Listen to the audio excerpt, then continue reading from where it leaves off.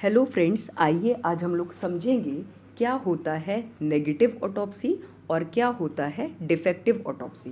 तो एक एक करके समझते हैं। सबसे पहले देखते हैं नेगेटिव ऑटोप्सी क्या होता है। ठीक है, तो negative autopsy is one when gross HPE means histopathological examination, toxicological examination, microbiological examination, serological and other laboratory examination fail to reveal a cause of death. ठीक है, तो इम्पॉर्टेंट चीज़ क्या है? Fail to reveal a cause of death. तभी आप इस तरीके की ऑटोप्सी को कहते हैं नेगेटिव ऑटोप्सी। ठीक है, तो कई बार क्या होता है, जो नेगेटिव ऑटोप्सी है वो रॉन्ग सेंस में यूज़ होता है कि इंक्लूड कर सके। डिफेक्टिव ऑटोप्सी का भी मतलब वही है और नेगेटिव ऑटोप्सी का भी मतलब वही है, लेकिन ऐसा नहीं है। नेगेटिव ऑटोप्सी अलग चीज़ होती है और हमारी जो डिफेक्टिव ऑटोप्सी होती है वो अलग चीज़ होती है।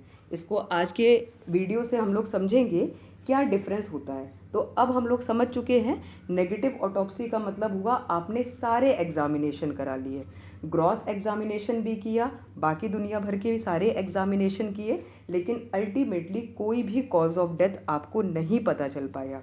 तो इस टाइप की जो ऑटोप्सी होती है इनको हम कहते हैं नेगेटिव ऑटोप्सी। रेट के बारे में अगर इसके बात करें तो 5 to 8% of all autopsy are found to be negative autopsy. ठीक है, अब दूसरा हमारा जो टर्म है जो हम रॉन्ग सेंस में समझ लेते हैं कि डिफेक्टिव ऑटोप्सी कहिए या नेगेटिव कहिए, बात एक है।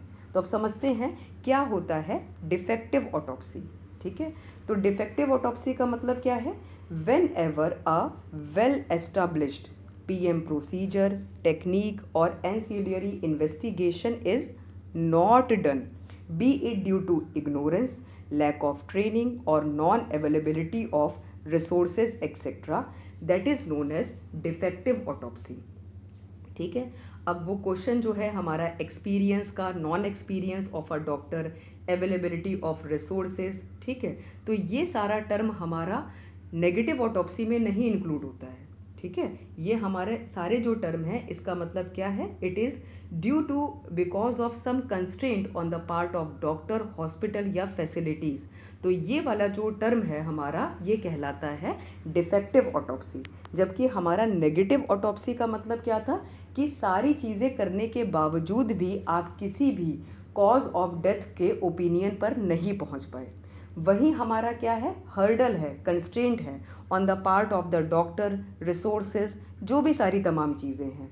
तो ये सारी चीज़ें हमारी कहलाती है डिफेक्टिव ऑटोप्सी। ठीक है, तो आज हम लोगों ने थोड़ा सा डिफ्रेंशिएशन करना सीख लिया, क्या होता है नेगेटिव ऑटोप्सी और क्या होता है हमारा डिफेक्टिव ऑटोप्सी। Thank you.